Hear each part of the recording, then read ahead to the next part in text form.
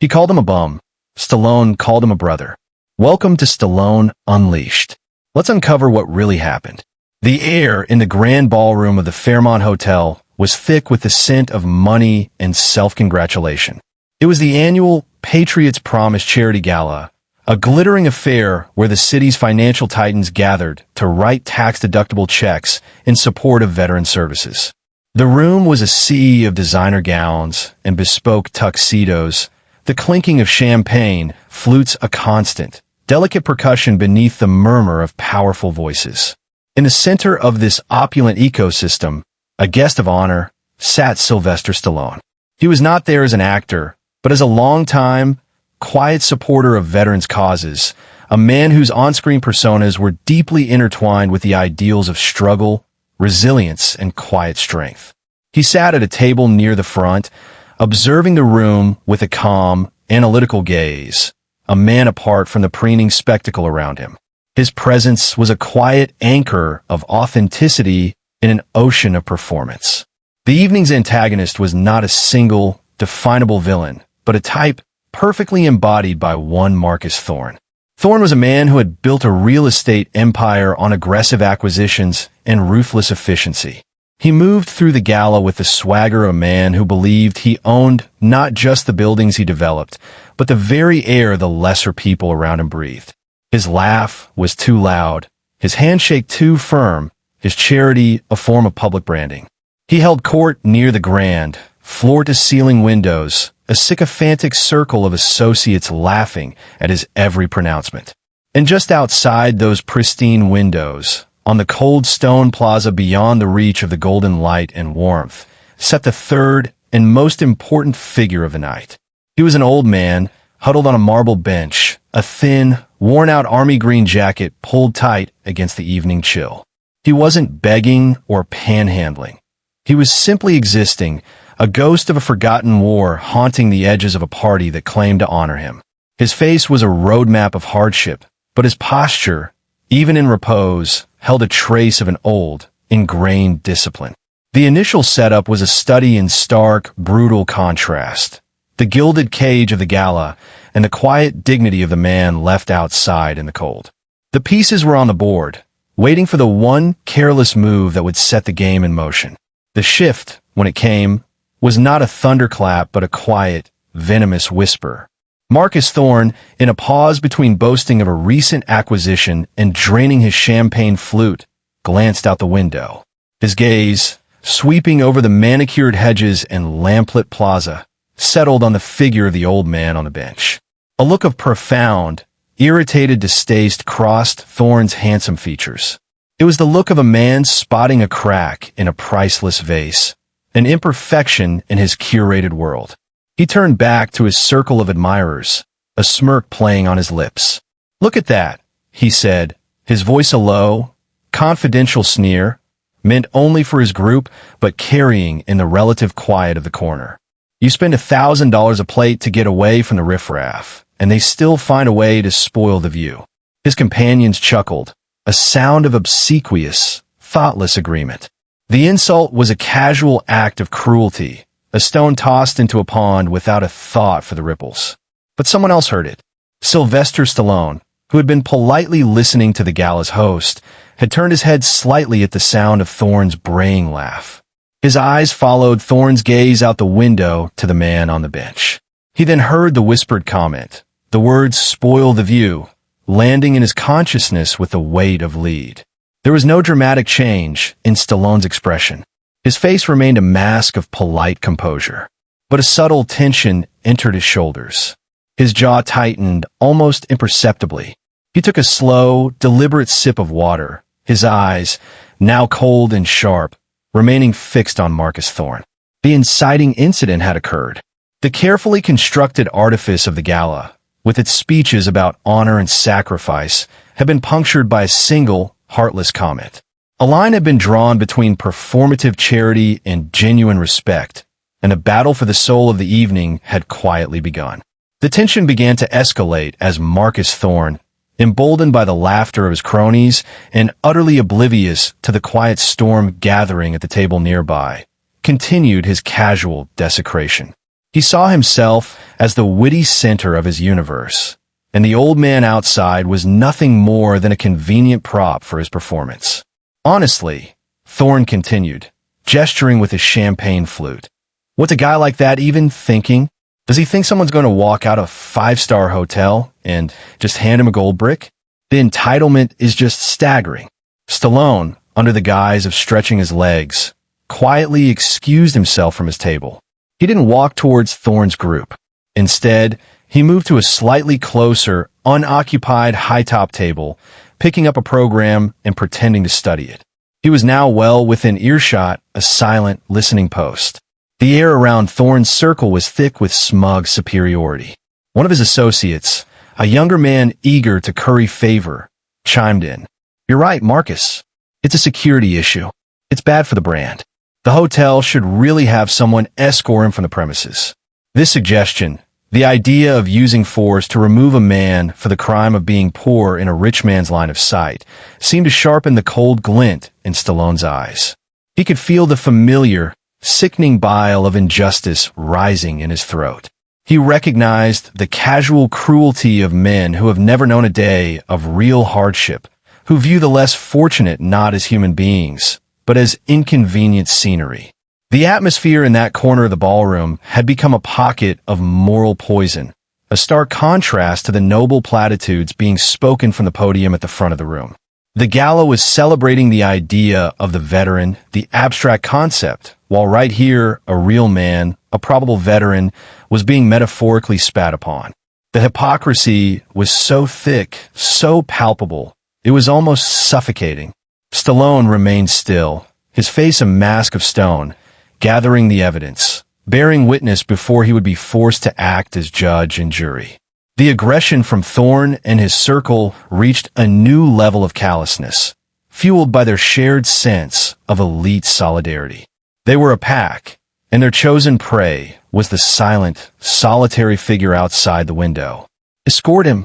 Thorne scoffed at his underling suggestion, clearly enjoying the role of the hard-nosed pragmatist. Don't be so gentle. A night in the drunk tank might teach him to find a more appropriate place to sleep it off. Some people only learn the hard way. The dehumanization was now complete. The old man had been stripped of any potential history, any dignity, any humanity. He was now just a drunk, a nuisance to be dealt with. This was the point where Stallone's principled stand began. He didn't raise his voice. He didn't make a scene. He simply turned from his feigned study of the program and took a single, deliberate step toward Thorne's group. His presence, so quiet and yet so immense, instantly broke the bubble of their self-congratulatory world. "Excuse me," Stallone said, his voice a low, calm rumble that nonetheless cut through their chatter like a surgeon's scalpel. "I couldn't help but overhear." Thorne, initially annoyed at the interruption, turned and saw who was addressing him.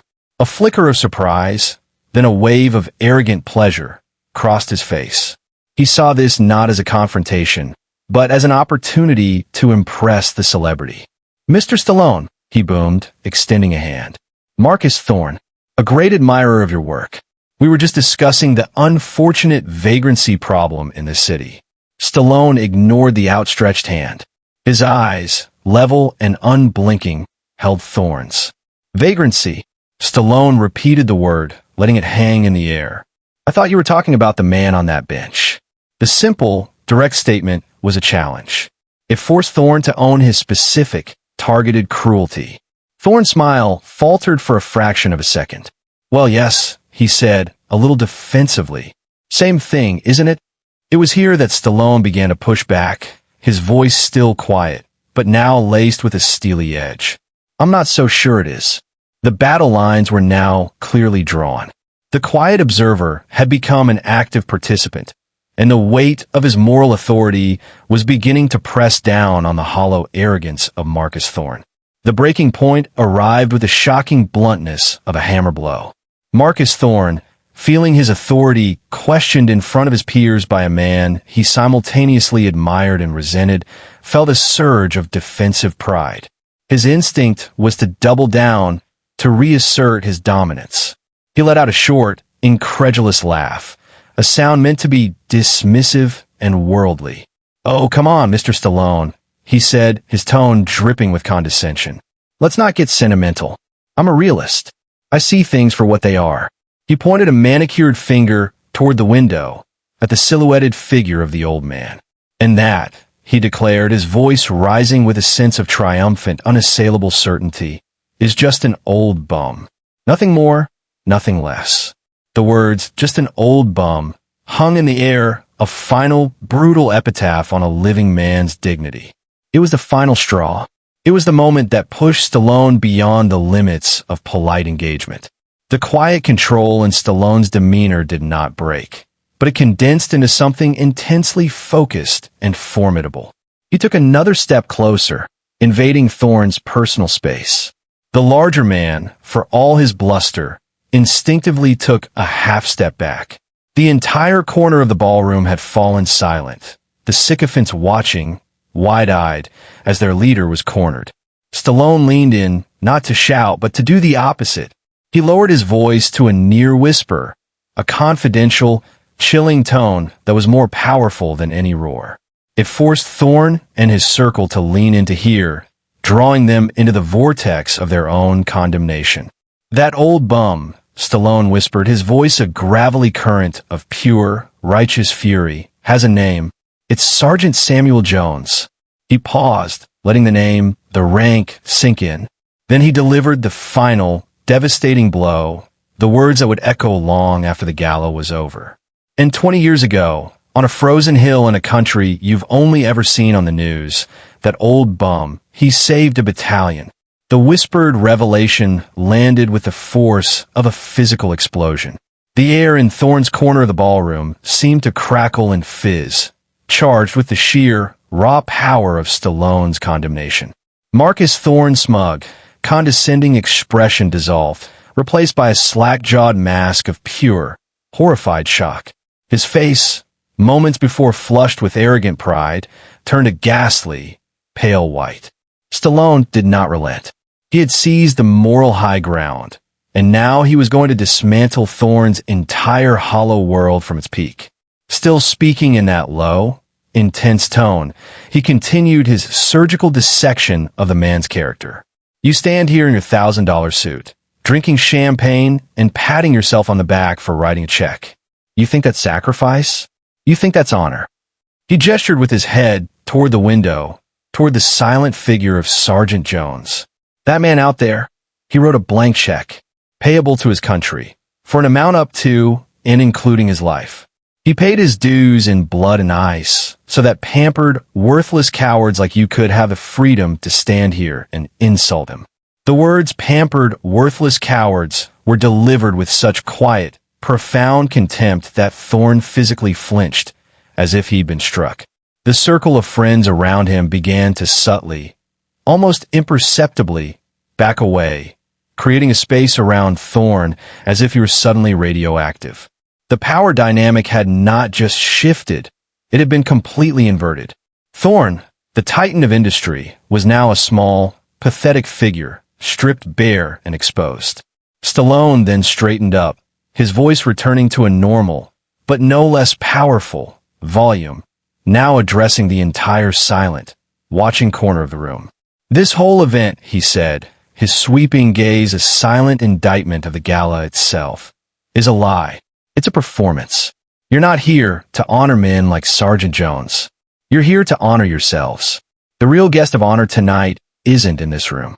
He's outside, in the cold, being called a bum by the very people pretending to be his saviors." Having delivered his devastating moral verdict, Stallone made it clear that his participation in this hypocritical charade was over. His definitive action was not just a withdrawal, but a complete repudiation of the event and everyone in it. He turned his back on the frozen, humiliated figure of Marcus Thorne, dismissing him so completely it was as if the man had ceased to exist.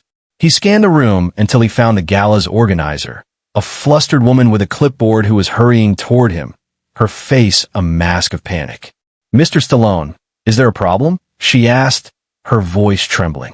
Stallone met her gaze, his expression not angry, but filled with a profound and weary disappointment.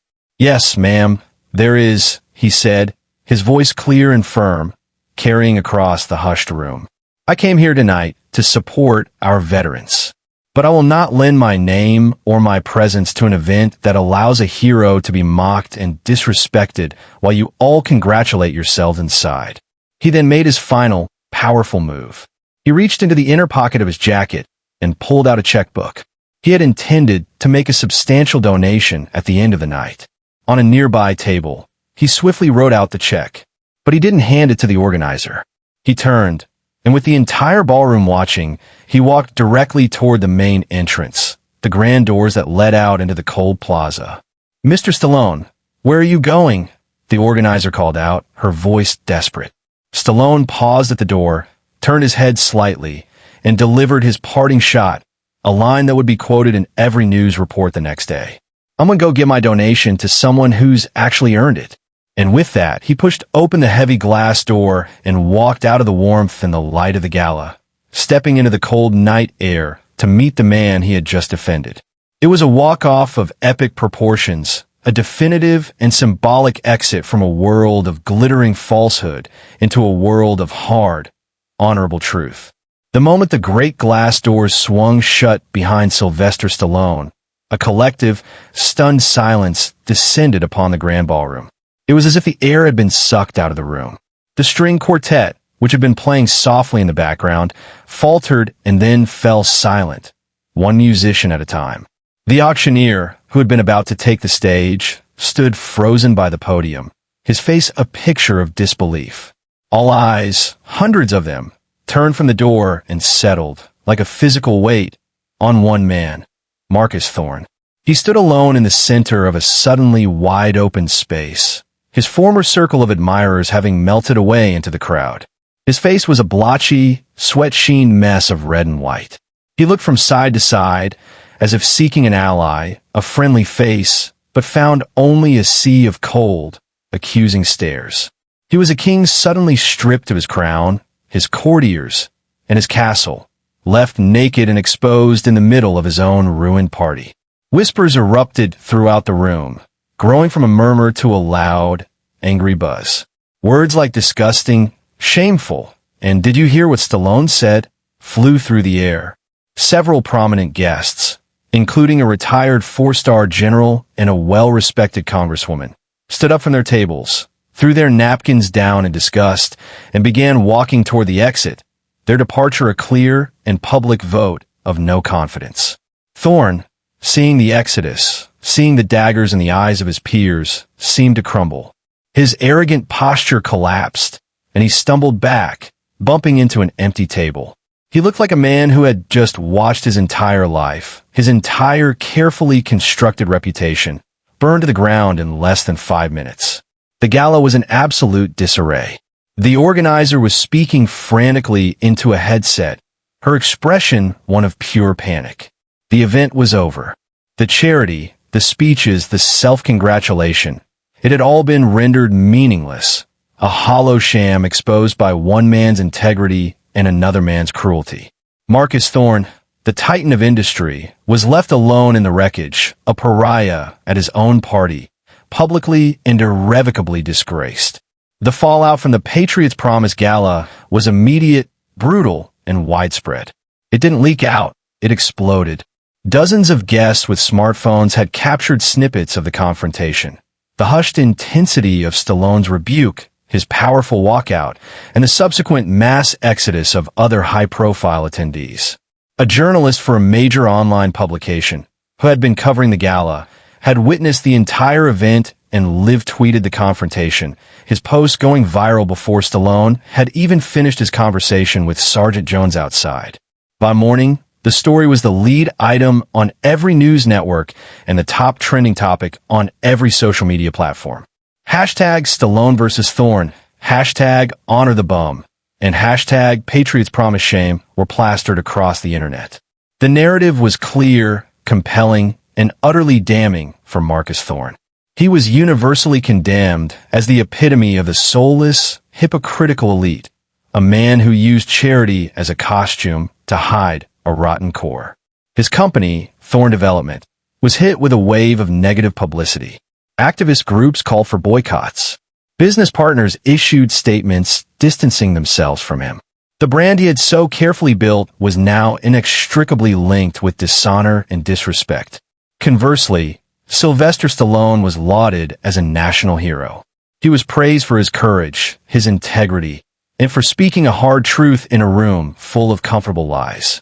Veterans groups hailed him as a true champion, a man who understood that honor is about action, not just words. The story of Sergeant Samuel Jones, the old bum, was uncovered and celebrated. News outlets told the story of his incredible bravery during a forgotten conflict, his struggles with PTSD and poverty upon returning home, and his quiet, dignified existence on the fringes of a society he had fought to protect. He was no longer an invisible man. His face, weathered and noble, was on screens across the country, a powerful symbol of a nation's debt to its warriors. The incident at the gala had become more than just a story about a celebrity confrontation. It had become a national referendum on what it truly means to honor a veteran. In the weeks and months that followed, the consequences of that single, explosive night settled into lasting legacies. For Marcus Thorne, the reckoning was severe. His business survived, but his personal reputation was shattered beyond repair. He became a social pariah. His name is shorthand for corporate hypocrisy. He was forced to resign from several prestigious boards, and his attempts at public relations damage control were met with ridicule and scorn.